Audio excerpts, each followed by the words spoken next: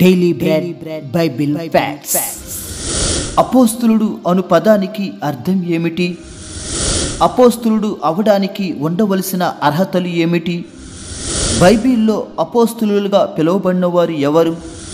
శిష్యుడు మరియు అపోస్తులుడు మధ్య ఉన్న తేడా ఏమిటి అనే విషయాలు ఈ వీడియో ద్వారా పూర్తిగా తెలుసుకుందాం.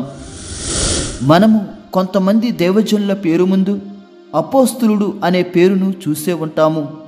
అయితే పేరు ముందు అపోస్తులుడు అనే ఉన్నతమైన నామం దైవజనులు అసలు పెట్టుకోవచ్చా? ఈ రోజుల్లో చాలామంది దైవజనులు అపోస్తులులుగా పిలిపించుకోవడానికి ఇష్టపడుతున్నారు. ఈ విధంగా అపోస్తులుడు అని పిలిపించుకోవచ్చా? మరియు అపోస్తులుడుగా పిలిపించుకోవడానికి బైబిల్లో ఉన్న అర్హతలు ఏమిటో ఇప్పుడు తెలుసుకుందాం. కావున ఈ వీడియోను చివరి వరకు వీక్షించి లైక్ చేసి సబ్స్క్రైబ్ చేసుకోవడం మర్చిపోవద్దు. అపోస్తులుడు అను పదానికి అర్థం ఏమిటంటే పంపబడినవాడు అని అర్థం, అనగా దేవుని పనికి పంపబడినవాడు అని అర్థం. అపోస్తులుడు అనేది గొప్ప పదవి. ఈ పేరును స్వయంగా యేసుక్రీస్తు గారే మొట్టమొదటిగా 12 మంది శిష్యులకు పెట్టారు. లూకాసు వార్త 6వ అధ్యాయము 13వ వచనం. ఉదయమైనప్పుడు ఆయన తన శిష్యులను పిలిచి వారిలో 12 మందిని ఏర్పరిచి వారికి అపోస్తులులు అని పేరు పెట్టెను. ఈ లేఖనం ప్రకారం అపోస్తులులు అనే పేరు యేసుక్రీస్తు గారు స్వయంగా తన 12 మంది శిష్యులకు పెట్టారు. దీన్ని బట్టి మొట్టమొదటిగా 12 మంది శిష్యులు అపోస్తులులుగా పిలువబడ్డారు. అపోస్తులుడు అనేది ఉన్నతమైన గొప్ప పదవి. ఈ పదవి మొట్టమొదటిగా 12 మంది శిష్యులకు దక్కింది. అలాగే ఈ లేఖనాన్ని నిశితంగా పరిశీలించినట్లయితే ముందుగా 12 మంది శిష్యులు ఏర్పరచబడ్డారు. దీనికంటే ముందు యేసుక్రీస్తును ప్రారంభ రోజులలో అనేక మంది వెంబడించారు. వారిలో 12 మంది శిష్యులను యేసుక్రీస్తు గారు ఏర్పరచుకున్నారు. ఆ తరువాత అపోస్తులు అనే గొప్ప పదవిని యేసుక్రీస్తు గారు 12 మందికి ఇచ్చారు. అంటే ముందు శిష్యులుగా పిలువబడి ఆ తరువాత అపోస్తులులుగా పిలువబడ్డారు. అయితే ఈ ప్రక్రియ దాదాపు 1 సంవత్సరం అటు ఇటులో జరగవచ్చు. అప్పటికి గాని శిష్యులు అపోస్తులులుగా పిలువబడలేదు. అప్పటి నుంచి 12 మంది శిష్యులు యేసుక్రీస్తు గారి కాలంలో పలుమార్లు ఈ లేఖనాలలో అపోస్తులులుగా పిలువబడ్డారు. అయితే అపోస్తులుడు అను పదానికి 2 ప్రాథమిక అంశాలు ముడిపడి ఉన్నాయి. ఒకటి, యేసుక్రీస్తు యొక్క 12 మంది శిష్యులు అపోస్తులులను సూచిస్తుంది. 2, యేసుక్రీస్తు యొక్క రాయబారులుగా పంపబడిన ఇతర వ్యక్తులను అపోస్తులులుగా సూచిస్తుంది. మొదటి దాని గురించి అనగా 12 మంది శిష్యుల గురించి ఇంతకు ముందే నేర్చుకున్నాం. అయితే రెండవది అయిన యేసుక్రీస్తు యొక్క రాయబారులుగా పంపబడి అపోస్తులులుగా పిలువబడిన వారు ఎవరు? యేసుక్రీస్తు ఉన్నప్పుడైతే కేవలం 12 మంది శిష్యులు మాత్రమే అపోస్తులులుగా పిలువబడ్డారు. ఇంకెవరు అపోస్తులులుగా పిలువబడలేదు. ఇది మొదటిది సూచిస్తుంది. కానీ యేసుక్రీస్తు ఆరోహణం అయ్యాక బైబిల్లో మరికొంతమంది అపోస్తులులుగా పిలువబడ్డారు. ఇదే రెండవది. అయితే యేసుక్రీస్తు ఆరోహణమయ్యాక ఆయన చేత రాయబారులుగా పంపబడిన వారు ఎవరు? వారెవరనగా అపోస్తుల కార్యములు 26:18 మరియు 1 కొరింథీ 15వ అధ్యాయం 8 నుంచి 11 వచనములు మరియు అపోస్తులులు 14:14 మరియు 1 కొరింథీ 9:1 ప్రకారం పౌలు ఒక అపోస్తులుడు. పౌలు అన్యజనులకు అపోస్తులుడిగా ప్రత్యేకింపబడ్డాడు. అందుకే దేవుడు అన్యజనులకు సువార్త చేయుటకై ఏర్పరచుకున్న సాధనంగా పౌలు వాడబడ్డాడు. అంటే దేవుని చేత పంపబడినవాడు. కావున పౌలును అపోస్తులుడు అనడానికి ఎటువంటి సందేహం లేదు. అలాగే అపోస్తుల కార్యములు 1:26 ప్రకారం మత్తీయ అనే వ్యక్తి ఇస్కరియోతు యోధ స్థానంలో వచ్చి 11 మంది శిష్యులతో పాటు అపోస్తులుడుగా పిలువబడ్డాడు. అలాగే అపోస్తుల కార్యములు 14:14 ప్రకారం బర్నబా ఒక అపోస్తులుడు. బర్నబా అనే వ్యక్తి పౌలు యొక్క జతపనివాడు. అలాగే 1 కొరింథీ 4వ అధ్యాయము 6 నుంచి 9 వచనాల ప్రకారం అపొల్లో ఒక అపోస్తులుడు. ఇతడు కూడా పౌలుతో కలిసి పనిచేశాడు. అలాగే మొదటి దెసలోనికలు 1:1 మరియు మొదటి దెసలోనికలు 2:6 ప్రకారం తిమోతి మరియు సిల్వానులు అపోస్తులు. అలాగే ఫిలిప్పీయులు 2:25 ప్రకారం ఎపఫ్రొదీతు అనే వ్యక్తి ఒక అపోస్తులుడు. ఇతడు పౌలు జతపనివాడు. అలాగే 2 కొరింథీ 8:23 ప్రకారం పేరు తెలియని 2 మనుషులు అపోస్తులుగా పిలువబడ్డారు. అలాగే రోమా 16:7 ప్రకారం అంద్రోనీకు మరియు యూనియాకులు కూడా అపోస్తులుగా పిలువబడ్డారు. వీరందరూ పంపబడినవారు సంఘాభివృద్ధి కొరకు ఒక నిర్దిష్టమైన పని కోసం ఎంపిక చేయబడ్డారు. అలాగని యేసుక్రీస్తు స్వయంగా ఏర్పరిచిన 12 మంది శిష్యులలో వీరు భాగం కాదు. అలాగే యేసుక్రీస్తును కూడా ఒక అపోస్తులుగా పిలుస్తారు. హెబ్రీయులు 3వ అధ్యాయము 1వ వచనం, ఇందువలన పరలోక సంబంధమైన పిలుపులో పాలు పొందిన పరిశుద్ధ సహోదరులారా, మనము ఒప్పుకొనిన దానికి అపోస్తులుడును ప్రధాన యాజకుడైన యేసు మీద లక్ష్యముంచుడి. ఈ లేఖనంలో యేసుక్రీస్తు కూడా అపోస్తులుగా పిలువబడ్డాడు. అవును, నిజమే, యేసుక్రీస్తు కూడా అపోస్తులుడే. ఎందుకంటే యేసుక్రీస్తు తండ్రి చేత పంపబడ్డాడు. తండ్రి చేత పంపబడి అపోస్తులుగా అధికారం కలిగి ఉన్నాడు. ఈ అధికార పదవినే యేసుక్రీస్తు తన 12 మంది శిష్యులకు ఇచ్చాడు. అందుకే ఈ 12 మంది శిష్యుల పేర్లు పరలోకములో నూతన యెరూషలేము పునాదులపై వ్రాయబడ్డాయి. ప్రకటన 21వ అధ్యాయము 14వ వచనం, ఆ పట్టణపు ప్రాకారము 12 పునాదులు గలది. ఆ పునాదులపైన గొర్రెపిల్ల యొక్క 12 అపోస్తులుల 12 పేర్లు కనబడుచున్నవి.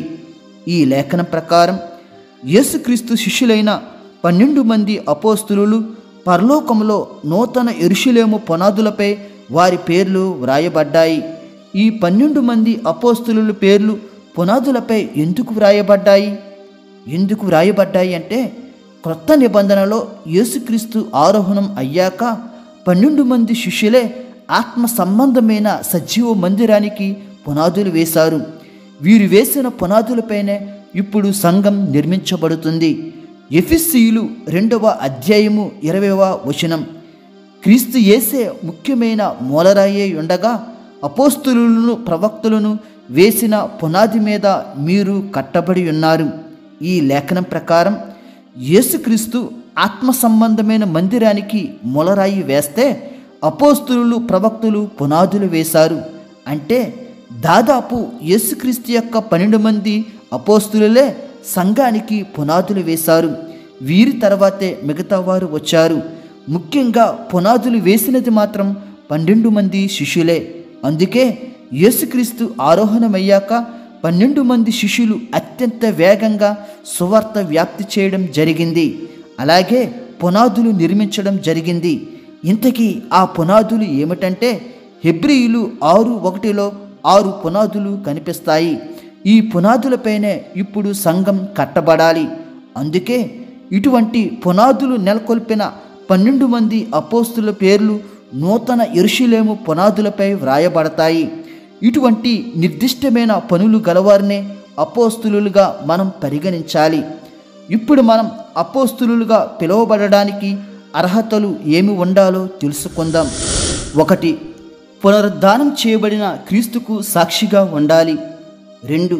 పరిశుద్ధాత్మ ద్వారా స్పష్టంగా ఎన్నుకోబడాలి. 3.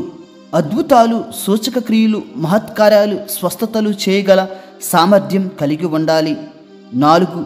12 మంది శిష్యులు వేసిన పునాదులపై సంఘాన్ని నిర్మించాలి. 5.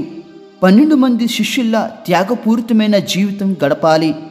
దేవుని కోసం కుటుంబాన్ని, ఇండ్లను, సర్వసంపదలను వదులుకుని సువార్తకై పాటుపడాలి. 12 మంది అపోస్తులు అలాగే చేశారు. 6. 12 మంది అపోస్తులుల హతసాక్షులగుటకు కూడా వెనుకాడకూడదు. అంటే దేవుని కోసం ప్రాణాలు సైతం లెక్క చేయకూడదు. 7. పరిశుద్ధత కలిగి ఉండాలి. అపవిత్రతకు దూరంగా ఉండాలి. ఈ అర్హతలు కలిగిన ప్రతి ఒక్కరిని మనం అపోస్తులుగా పరిగణించవచ్చు. మరియు 12 మంది శిష్యులకు పోటీదారులుగా ఉన్న ప్రతి ఒక్కరూ వారి పేరు ముందు అపోస్తులుడు అనే ఉన్నతమైన నామం పెట్టుకోవచ్చు. కానీ ఈ అర్హతలు లేకుండా అపోస్తులుడు అని పిలిపించుకోవాలని ఆశపడితే మాత్రం దేవునికి లెక్క చెప్పాలి. ప్రజలలో గొప్పవారిగా ఉండుటకు మరియు ఈ పేరుతో స్వలాభం పొందడానికి అపోస్తులుడు అన్న పేరును ఉపయోగించుకుంటే మాత్రం ఒకసారి ఆత్మవిమర్శ చేసుకోగలరు. ఎందుకంటే బైబిల్లో దొంగ అపోస్తులు కూడా ఉంటారని వ్రాయబడింది. 2 కొరింథీ 11వ అధ్యాయము 13వ వచనం. యాలి అనగా అట్టివారు క్రీస్తు యొక్క అపోస్తుల వేషము ధరించుకునివారయుండి దొంగ అపోస్తులను మోసగాండ్రకు పనివారునై ఉన్నారు. ఈ లేఖనం ప్రకారం కొంతమంది అపోస్తుల వేషము ధరించుకుని సాతాను క్రియలు చేస్తారు. సాతానుల వెలుగుదూత వేషము ధరించుకొని అపోస్తులుల చలామణి అవుతారు. ఇటువంటి వారు దొంగ అపోస్తులు, మోసగాండ్రులు. ఇటువంటి దొంగ అపోస్తులకు మనం దూరంగా ఉండాలి. ఇప్పుడు మనం శిష్యుడు మరియు అపోస్తులుడు మధ్య ఉన్న తేడా ఏమిటో తెలుసుకుందాం. శిష్యుడు అనే పదం గ్రీకు భాషలో అభ్యాసకుడు అని అర్థం. అలాగే అపోస్తులుడు అనే పదం గ్రీకు భాషలో పంపబడినవాడు అని అర్థం. మీకు అర్థమయ్యేలా చెప్పాలంటే ప్రతి అపోస్తులుడు శిష్యుడు, కానీ ప్రతి శిష్యుడు అపోస్తులుడు కాడు. యేసుక్రీస్తును విశ్వసించి ఆయనను అనుసరించిన వ్యక్తులను శిష్యులు అంటారు. ఉదాహరణకు అపోస్తులు 6:1 శిష్యుల సంఖ్య విస్తరించుచున్నప్పుడు అని వ్రాయబడింది. కావున శిష్యులు అనే పదానికి పలు సందర్భాలలో విశ్వాసులు లేదా క్రైస్తవులు అని అర్థం. అలాగే అపోస్తులుడు అనేది ఒక గొప్ప పదవి.